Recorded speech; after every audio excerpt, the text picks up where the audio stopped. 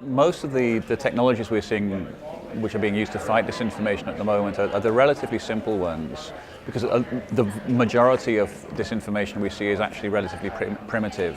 For example, you'll see people reusing video from an earlier conflict and saying this happened yesterday in Syria, where it happened 10 years ago in Iraq.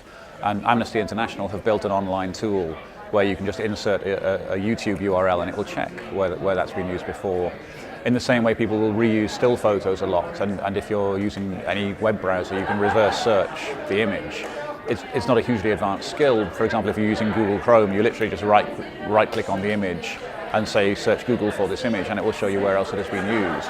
But these are the kind of very simple principles which you can use to verify if what is apparently a shocking photo taken yesterday was actually a shocking photo taken 10 years ago.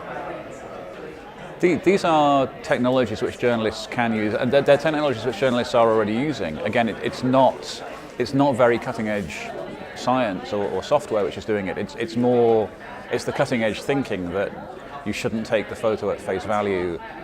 There are simple ways of checking, first of all. It's something journalists are doing a lot.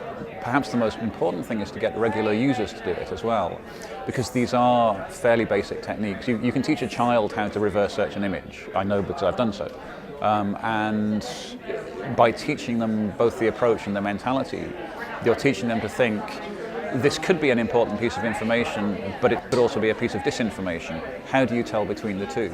And on the very basic level, it's teaching that mindset that you do need to be wary, but there are ways in which you can increase your confidence in what's going on.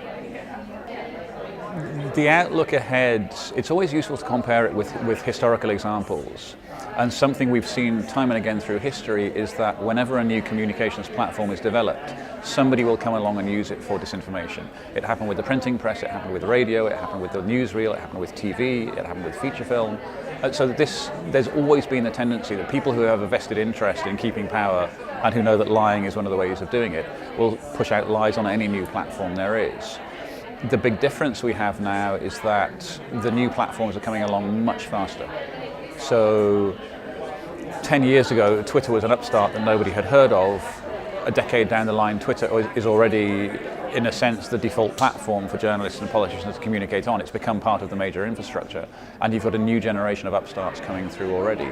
And so if history is any guide, what we will see and what we are seeing already is the established platforms will find ways to police themselves, to improve the reliability of the information. The problem will be when the disinformation moves onto the new platform, because the new platforms are coming along so fast. The question is, how quickly can we catch up?